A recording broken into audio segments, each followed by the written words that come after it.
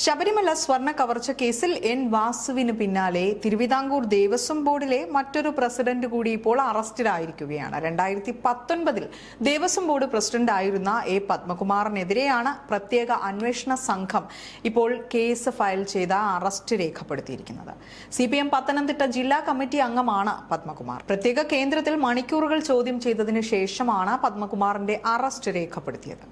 ശബരിമല ശ്രീകോവിലിന് മുന്നിലെ കട്ടിളപ്പടിയിലെ സ്വർണം കവർന്ന കേസുമായി ബന്ധപ്പെട്ടാണ് ഈ അറസ്റ്റ്.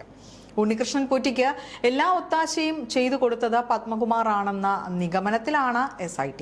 കേസിൽ 8ാം പ്രതിയായി പത്മകുമാർ അധ്യക്ഷനായ 2019 ബോർഡിനെ പ്രതി ചേർത്തിരിക്കുകയാണ്.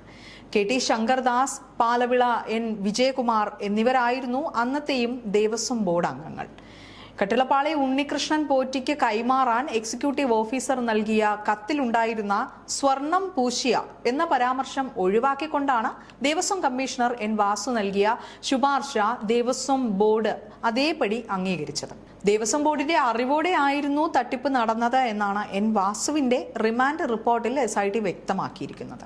ഡിസംബർ 3 ഹൈക്കോടതി കേസ് വീണ്ടും പരിഗണിക്കുന്നതിന് മുൻപ് പ്രതിപട്ടികയിലുള്ള എല്ലാവരെയും ചോദ്യം ചെയ്ത് അറസ്റ്റ് രേഖപ്പെടുത്താനുള്ള നീക്കത്തിലാണ് SIT.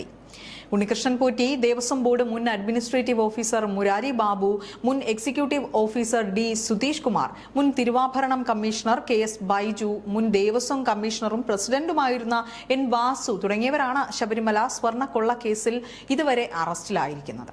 ബോർഡിന്റെ അറിവോടെയാണ് പാളികൾ ഇളക്കിയെടുത്ത് പോറ്റിക്ക് നൽകിയത് എന്നാണ് SIT തയ്യാറാക്കിയ FIR-ലും പറഞ്ഞിരിക്കുന്നത്. അറസ്റ്റിലായ മുരാരി ബാബു ഉൾപ്പെടെ ഉദ്യോഗസ്ഥരും ബോർഡ് തീരുമാനം എന്നാണ് മൊഴി നൽകിയത്. 2019 പത്മകുമാറിന്റെ സഹായികളായി നിന്ന മറ്റ് ജീവനക്കാരുടെയും മൊഴി രേഖപ്പെടുത്തിയിരുന്നു. പോറ്റിക്ക് ശബരിമലയിൽ പത്മകുമാർ സർവ്വസ്വാതന്ത്ര്യവും കൊടുത്തിരുന്നുവെന്നാണ് അന്വേഷണ സംഘത്തിന്റെ കണ്ടെത്തൽ. ആദ്യം അന്വേഷിച്ച ദേവസ്വം വിജിലൻസും ബോർഡിന്റെ പങ്ക് കണ്ടെത്തിയിരുന്നു. അതേസമയം ശബരിമല സ്വർണ്ണക്കൊള്ള കേസിൽ മുൻ ദേവസ്വം കമ്മീഷണർ N വാസുവിനെ പ്രത്യേക അന്വേഷണ സംഘത്തിന്റെ കസ്റ്റഡിയിൽ വിട്ടിരുന്നു. രാവിലെ 11 മണിക്ക് കസ്റ്റഡി അപേക്ഷ പരിഗണിച്ച കൊല്ലം വിജിലൻസ് കോടതി വൈകുന്നേരം 4 മണി വരെയാണ് വാസുവിനെ കസ്റ്റഡിയിൽ നൽകിയിരുന്നത്. കൊട്ടാരക്കര സബ് ജയിലിൽ കഴിഞ്ഞ വാസുവിനെ വൻ പോലീസ് സുരക്ഷയിലായിരുന്നു കോടതിയിൽ എത്തിച്ചിരുന്നത്. കസ്റ്റഡിയിൽ വാങ്ങിയ വാസുവുമായി പോയ പോലീസ് വാഹനത്തിന് മുന്നിൽ BJP പ്രവർത്തകർ പ്രതിഷേധവുമായി എത്തുകയുമുണ്ടായി.